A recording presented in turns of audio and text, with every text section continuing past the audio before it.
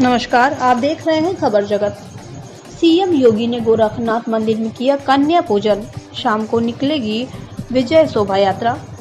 CM और गोरख पीठाधीश्वर महंत योगी आदित्यनाथ ने रामनवमी के मौके पर शनिवार को गोरखनाथ मंदिर में विधि विधान के साथ नवदुर्गा की उपासना की। इस मौके पर सीएम ने यहां 9 कन्याओं का पूजन कर उन्हें अपने हाथ से भोजन भी कराया।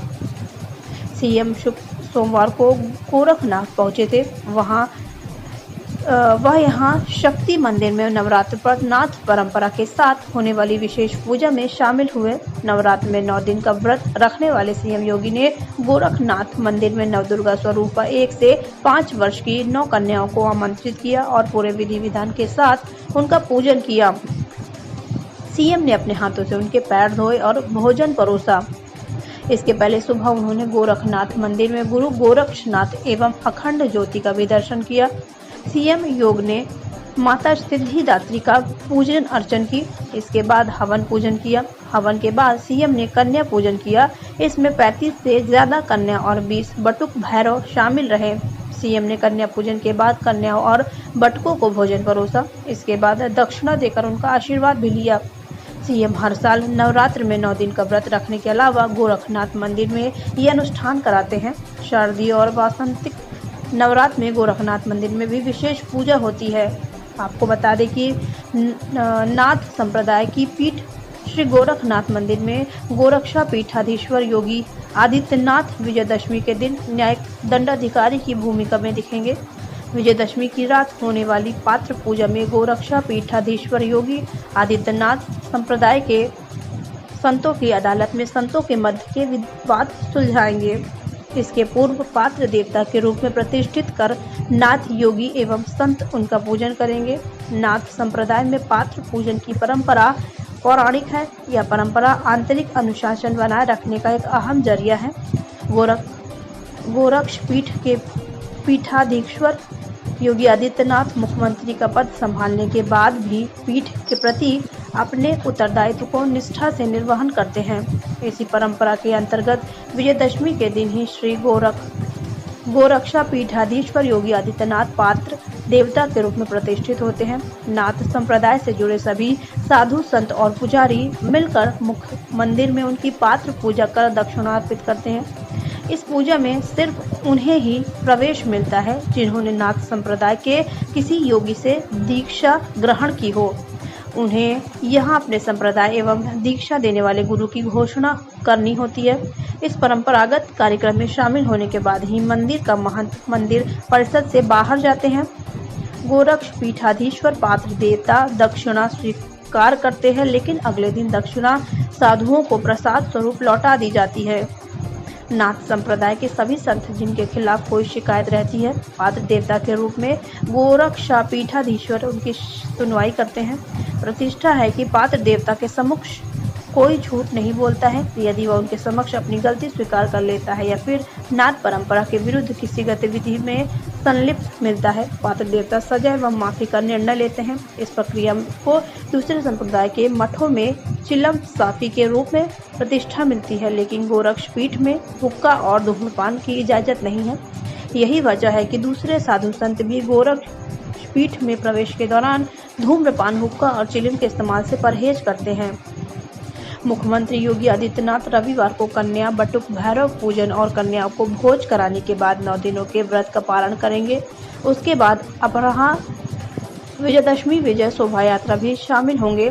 मानसरोवर मंदिर में देव विग्रहों के पूजन और अभिषेक के बाद मानसरोवर रामलीला के मंच में राजा रामचंद्र के राज तिलक समारोह में शामिल होकर श्रद्धालुओं को संबोधित करेंगे। खबर जगत के लिए LN सिंह की रिपोर्ट। शारदीय नवरात्रि की 9वीं की प्रशस्त तिथि में अभी 9 दुर्गा स्वरूप 9 कुमारी कन्याओं का पूजन का कार्यक्रम यहाँ पे संपन्न हुआ है। भारत की सनातन धर्म की परंपरा में मातृशक्ति के प्रति भारत की क्या सनातन आस्था रही है, उसका प्रतीक है कुमारी कन्याओं के पूजन का एक कार्यक्रम। इस पूजन के तत्काल बाद विजयादशमी की शुभ तिथि प्रशस्त हो रही है और इस अवसर पर हम लोग अब विजयादशमी के कार्यक्रम में प्रवेश कर रहे हैं। मैं सबसे पहले पूरे प्रदेशवासियों को शारदीय नवरात्रि की हृदय से बधाई देता हूँ। हमारी कन्याओं का पूजन का कार्यक्रम आज अभी संपन्न हुआ है। इस अवसर पर नौ दुर्गा स्वरूप की अपनी सभी कन्याओं को हृदय से बधाई देता हूँ। उनके पूजन का एक कार्यक्रम सम्मान यहाँ पे अभी संपन्न हुआ है। ये बेटियों के प्रति, कन्याओं के प्रति भारत के सनातन आस्था को प्रदर्शित करता है। इसके साथ ही हम लोग अब विजयादशमी के कार्यक्रम के साथ प्रवेश कर रहे हैं। मैं पूरे प्रदेशवासियों को विजयादशमी की भी हृदय से बधाई देता हूं, अपनी शुभकामनाएं देता हूं। सत्य, न्याय और धर्म की विजय का प्रतीक विजयादशमी हमेशा हमें सत्य के मार्ग पर चलने,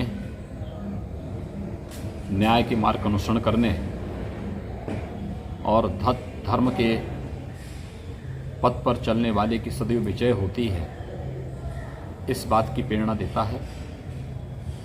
कहते हैं आज के दिन ही मर्यादा पुरुषोत्तम भगवान श्री राम ने लंका पर विजय प्राप्त करके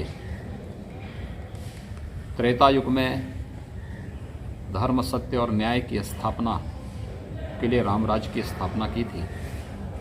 राम राज्य की उस अवधारणा को, जिसमें व्यक्ति व्यक्ति में कोई भेदभाव न हो, जिसमें जाति, मत, मजहब, क्षेत्र, भाषा के आधार पर किसी के साथ कोई भेदभाव न हो, सर्वे संतो निरामया, सर्वे संतों की भावना के साथ सबके कल्याण का मार्ग प्रशस्त हो।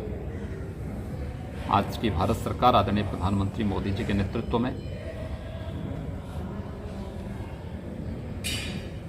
सर्वे भवन्तु सुखिनः, सर्वे संतो निरामया के भाव के साथ सबका साथ, सबका विकास और सबके विश्वास के भाव के साथ कार्य कर रही है। शारदीय नवरात्रि और विजयादशमी का ये पर्व हम सबको इन सब कार्यों के प्रति निरंतर प्रेरित करती है, आगे बढ़ने के लिए एक नया उत्साह, एक नया उमंग प्रदान कर रही है। मैं इस अवसर पर सभी प्रदेशवासियों को हृदय से बधाई देता हूं, अपनी शुभकामनाएं देता हूं और सबसे यही अपील करता हूं कि पर्व और त्यौहार उत्साह और उमंग का एक अवसर होता है, लेकिन जोश में होश खोने की आवश्यकता नहीं। हमें कोविड-19 के जो गाइडलाइन और प्रोटोकॉल है उसका पालन करना होगा। 2 गज की दूरी और मास्क जरूरी है, इसका पालन करते हुए ये कोरोना के खिलाफ देश की लड़ाई आदरणीय प्रधानमंत्री मोदी जी के नेतृत्व में बहुत मजबूती के साथ आगे बढ़ी है। बीमारी काफ़ी हद तक कंट्रोल हुई है, नियंत्रित हुई है और मामले काफ़ी कम हुए हैं। लेकिन यह वह समय है जब हमें सावधानी बहुत रखनी पड़ेगी और उस सावधानी की दृष्टि से हम कोविड-19 के प्रोटोकॉल और उसकी गाइडलाइन का पूरा पालन करते हुए विजयादशमी के आयोजन को उल्लास के साथ, उमंग के साथ, जोश और होश के साथ मनाएंगे। इस विश्वास के साथ मैं शारदीय नवरात्रि और विजयादशमी की मंगलमय शुभकामनाएं पूरे प्रदेशवासियों